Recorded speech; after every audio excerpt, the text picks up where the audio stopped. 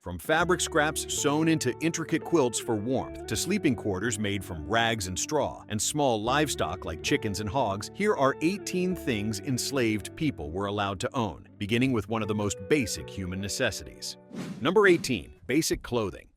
Enslaved people received coarse linen or cotton garments annually from their owners, typically made from low-quality fabrics like Osnaburg or Negro cloth. The clothing was deliberately minimal. Owners calculated that providing just enough to keep slaves working was more economical than supplying adequate wardrobes. Men typically received 1 or 2 shirts and pants per year. Women got simple dresses. The fabric was rough against the skin, causing irritation and discomfort during the endless hours of labor under the scorching sun. Children often received even less, sometimes going nearly naked until they reached working age. Slaves sometimes supplemented these meager provisions by mending garments from scraps or making extras during whatever free time they had. The sewing had to be done by candlelight or moonlight after exhausting 16-hour workdays in the fields or houses. This represented one of the few consistent provisions slaves could expect with any regularity. Owners understood that completely naked slaves would be less productive and might draw unwanted attention or criticism even in a society that normalized slavery. The negative was stark and multifaceted. The clothing was ragged, insufficient for weather protection, and owners controlled distribution to minimize costs at every turn. Some accounts describe slaves shivering through winter months with only a single thin garment, their feet wrapped in rags because shoes were considered an unnecessary expense. Even this basic necessity wasn't truly owned in any legal sense. Masters could confiscate or withhold clothing as punishment for perceived infractions, real or imagined.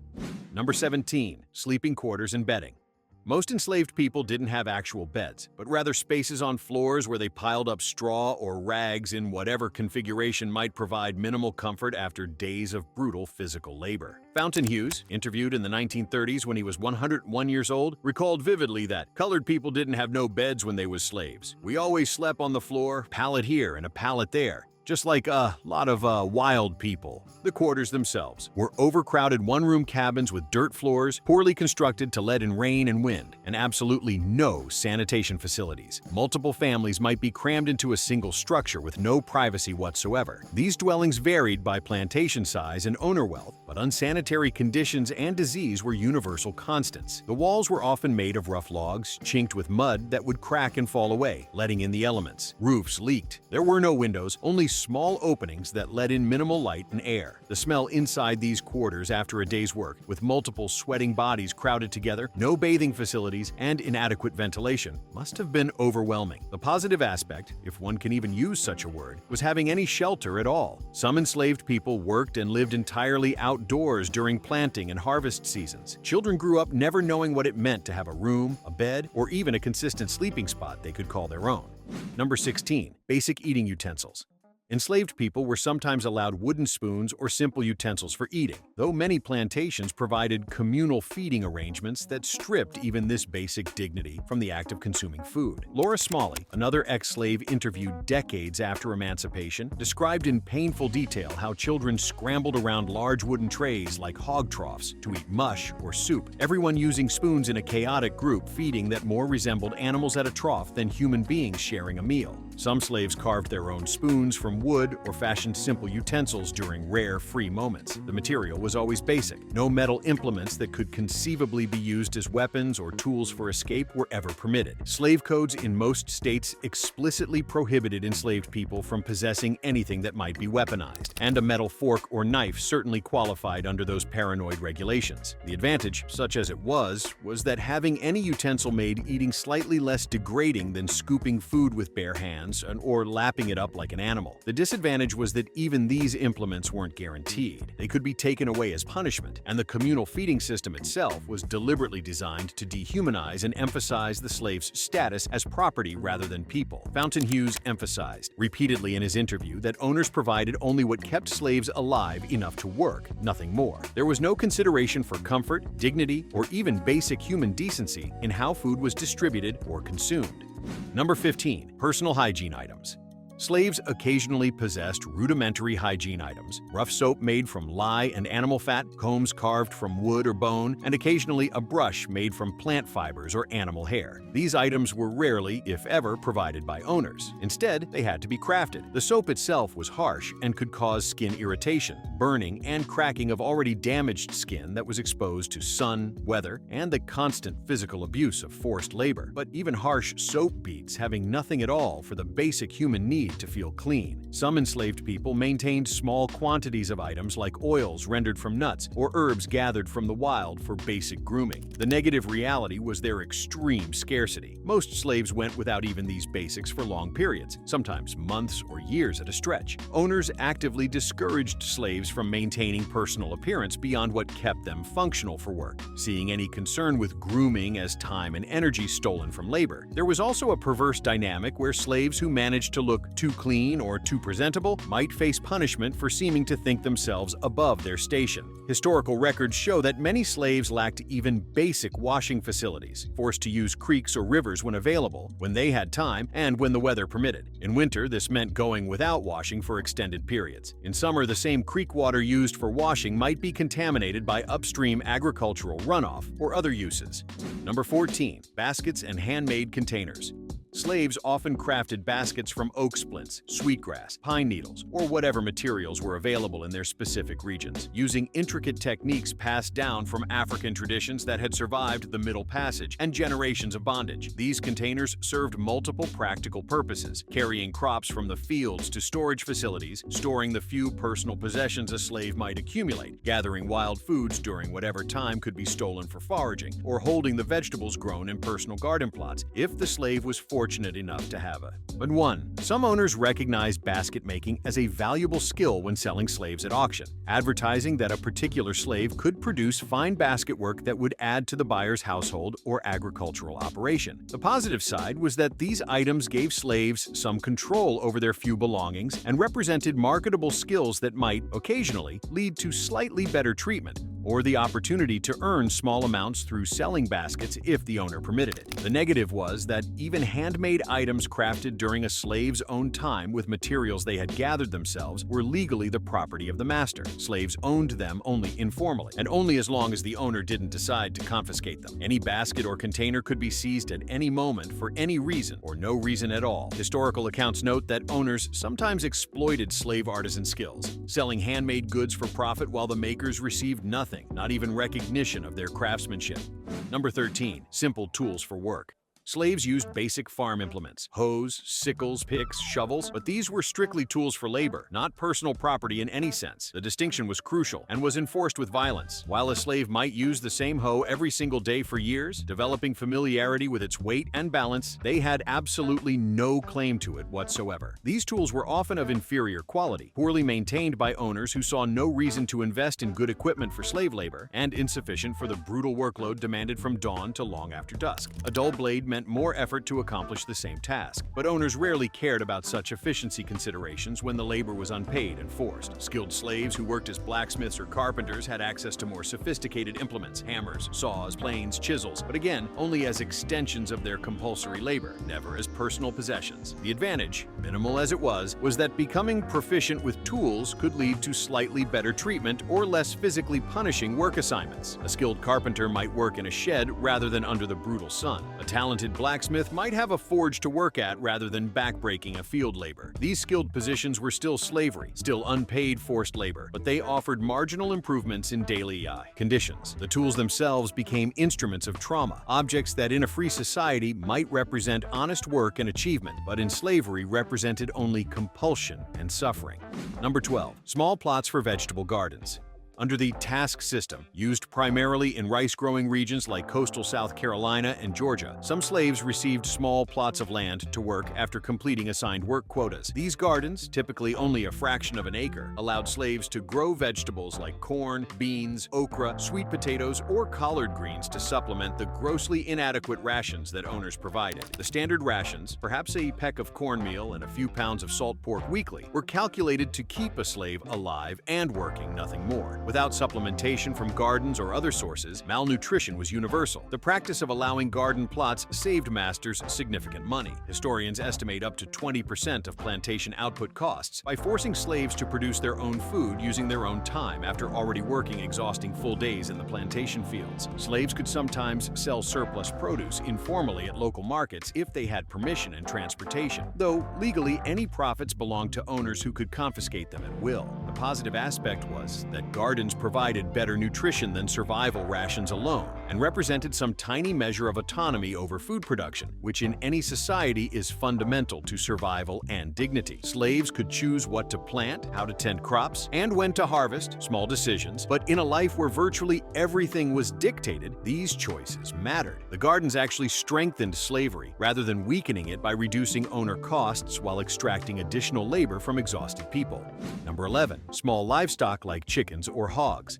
On some plantations, particularly smaller ones or those using the task system that gave slaves marginal control over their time after work quotas were met, enslaved people could raise small animals in whatever free time existed after brutal 12 or 14-hour workdays. Chickens provided eggs for protein and occasional meat when a bird could be spared. Hogs could be fattened on scraps and forage, then slaughtered to provide crucial meat protein that was otherwise nearly absent from slave diets. The practice was more common on smaller farms, where owners had fewer slaves and slightly more flexible work arrangements, and in regions where the task system gave slaves defined work quotas that, once completed, theoretically left time for personal activities. Historical records show that slaves might sell eggs or meat informally at local markets when possible, though, again, legally. Anything a slave produced or earned belonged to the master. Some slaves near towns or who traveled roads could sell to passers-by. The negative was that this remained de facto rather than de jure ownership. A master could confiscate animals at will with no recourse for the slave who had fed and raised them. The practice was rare on large cotton plantations where the gang system left absolutely no time for animal husbandry, with slaves working from dawn until well after dark every day.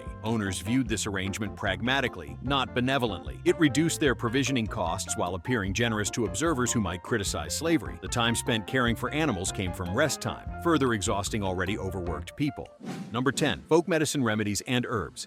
Enslaved people maintained extensive knowledge of medicinal plants and healing practices. They gathered herbs, roots, bark, and plants from forests and fields to treat common ailments, fevers, infections, wounds, digestive issues, respiratory problems, pain, since owners rarely provided medical care beyond what protected their financial investment in valuable slaves. The knowledge was sophisticated, including which plants reduced fever, which stanched bleeding, which fought infection, and which eased pain. Slaves used remedies like willow bark for pain and fever, herbs for infection, poultices for wounds, teas for digestive problems, and dozens of other treatments passed down through generations. Some slaves became known as healers within their communities, commanding respect for knowledge that saved lives and eased suffering when no other help was available. The positive aspect was that this knowledge literally saved lives and maintained health when formal medicine was deliberately denied. Enslaved healers served their communities with skill and dedication, preserving both African and American indigenous medical traditions. This knowledge gave individuals status and purpose beyond their value as labor. The negative reality was devastating. Slaves had absolutely no access to proper medical care except in cases where an owner felt his investment was sufficiently threatened to justify the expense of a doctor's visit. Owners called physicians only when valuable slaves faced life-threatening conditions that might result in financial loss. Children, elderly slaves with diminished work capacity, and others considered less valuable often received no professional medical attention whatsoever, no matter how sick or injured. The folk remedies, while often remarkably effective, had to substitute for real medical treatment.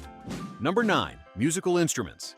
Slaves crafted simple instruments from memory of African instruments or by improvising with available materials found around plantations. Drums from hollowed logs or barrels covered with animal skin, banjos with carved wooden necks and skin or gourd bodies, fiddles from wood and strings, rattles from gourds with seeds or stones inside. Music served multiple crucial purposes in slave communities: communication across distances in coded rhythms, cultural preservation of African traditions, emotional release from the daily trauma of bondage, and occasional additional entertainment at gatherings that owners sometimes permitted for social control purposes. The banjo itself has direct roots in West African instruments brought by enslaved people. The akonting and other gourd-based stringed instruments that had existed in Africa for centuries before slavery. Singing while working in fields allowed communication and maintained rhythm. Religious songs carried coded messages about escape routes. Dance and music at rare celebrations allowed courtship, community bonding, and the expression of cultural identity that slavery tried to erase. Skilled musicians sometimes earned special privileges or slightly better treatment, might be lent out to play at white social events, or could use musical skill to earn small amounts if allowed to perform. The negative was that owners often controlled when and how slaves could make music, sometimes forbidding drums specifically because they could be used for long-distance communication between plantations or to coordinate escapes and rebellions. Some areas banned drums entirely under slave codes. Public performances were generally at the master's pleasure and for the master's entertainment.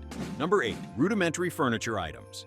Some slaves constructed basic furniture during whatever free moments existed. Rough benches for sitting, simple tables for eating or working, wooden boxes and chests for storing the few possessions they might accumulate, shelves for holding cooking implements or personal items, and pegs for hanging clothes. These items were made from scrap materials gleaned from plantation carpentry work, fallen trees in forests, or wood traded from other slaves. Creating furniture required skill with basic tools, planning, and effort, invested after exhausting workdays. Some enslaved people became known for their woodworking ability, able to construct surprisingly sophisticated pieces given the limited tools and materials available. The furniture made slave quarters slightly more livable, transforming bare dirt floor cabins into spaces with at least some attributes of homes rather than just holding pens for human property. Owners occasionally recognized these skills, particularly when selling slaves at auction, where craftsmen commanded higher prices because they could create value in multiple ways. A slave who could do both field labor and carpentry was worth more than one who could only work in fields. The negative was that these improvements to slave quarters ultimately benefited owners by maintaining their human property at minimal cost. Better quarters meant healthier slaves who could work longer, harder lives. Another way slaves were forced to improve their own conditions of oppression. The furniture remained with the quarters when slaves were sold, so even years of effort could be lost in an instant if a family was separated and sold to different buyers.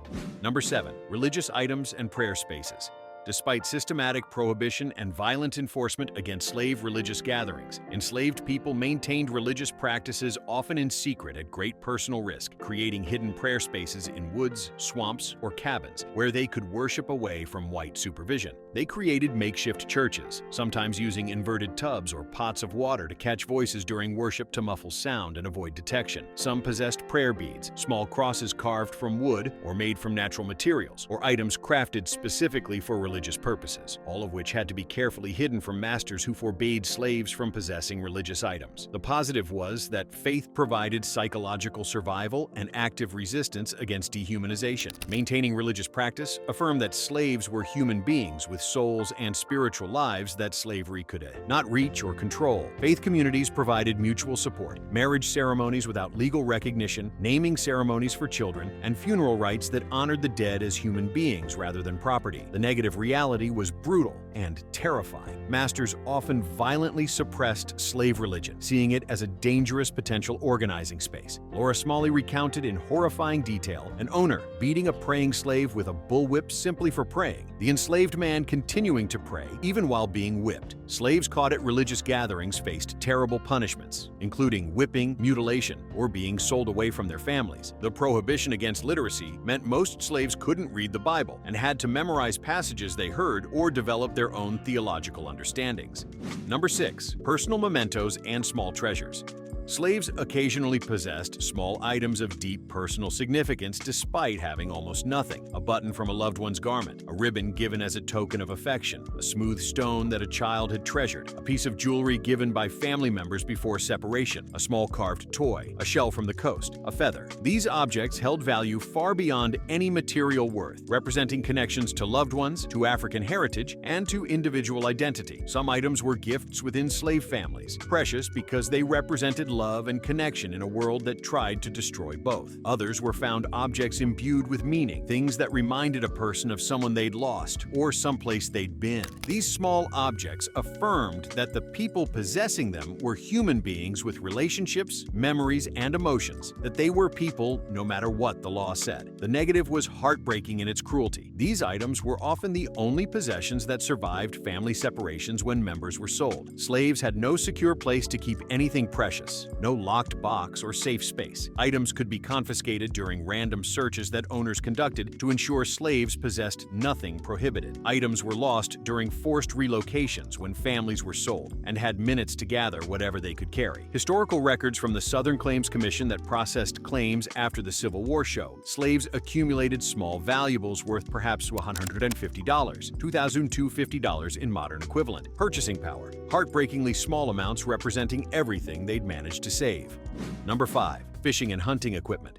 Where permitted by owners and where geography allowed, some slaves fashioned simple fishing poles from branches and line, nets woven from plant fibers or scrounged materials, or primitive hunting implements like snares and traps to supplement inadequate diets with fish, small game, turtles, or birds. Coastal areas and regions near rivers sometimes allowed fishing when slaves had any free time and when owners didn't forbid it as a potential escape activity. In some regions, slaves could trap rabbits, raccoons, or squirrels, though firearms were absolutely and strictly prohibited under slave codes that paranoidly forbade any weapon that might be used in rebellion. Successful hunters or fishermen might share catches with their community, strengthening social bonds and ensuring more people get better nutrition. Fishing and hunting knowledge could be taught to children, passing down skills and creating connections across generations. The negative was that the time spent fishing or hunting came from already minimal rest periods after exhausting work, meaning slaves had to choose between sleeping and eating slightly better. The food caught technically belonged to masters,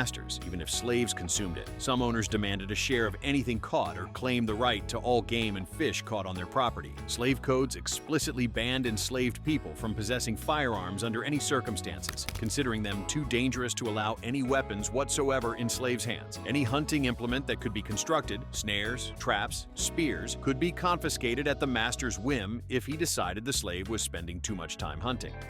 Number 4. Quilts and textile crafts.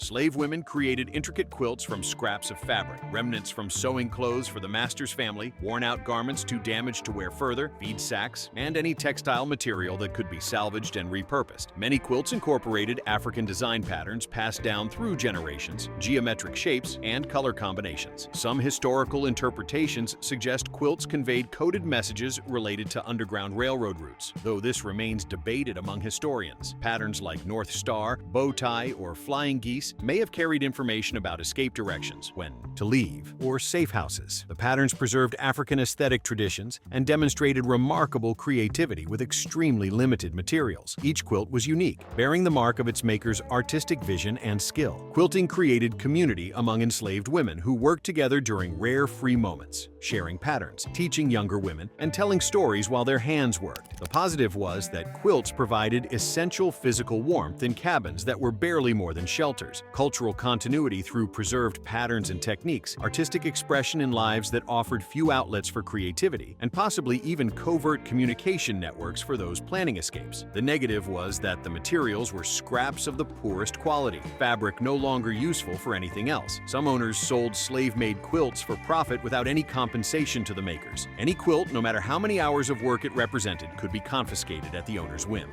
Number 3. Knowledge and skills.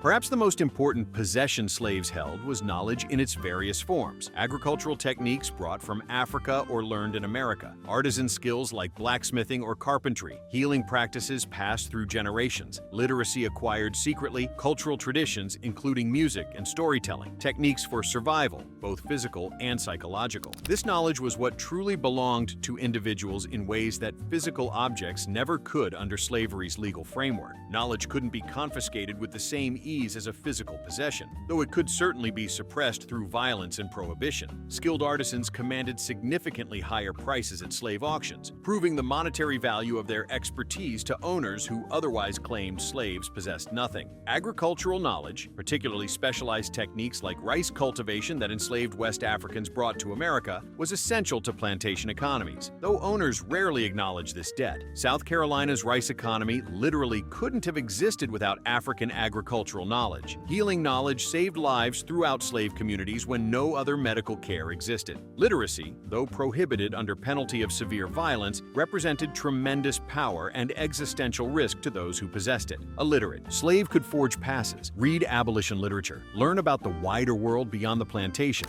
and teach others. The negative reality was devastating in its irony. Owners exploited this knowledge for massive profit while compensating nothing, sold skilled slaves at premium prices without sharing any proceeds with the people whose years of training and practice created that value, and punished literacy with extreme violence, including whipping, mutilation, or sale away from family.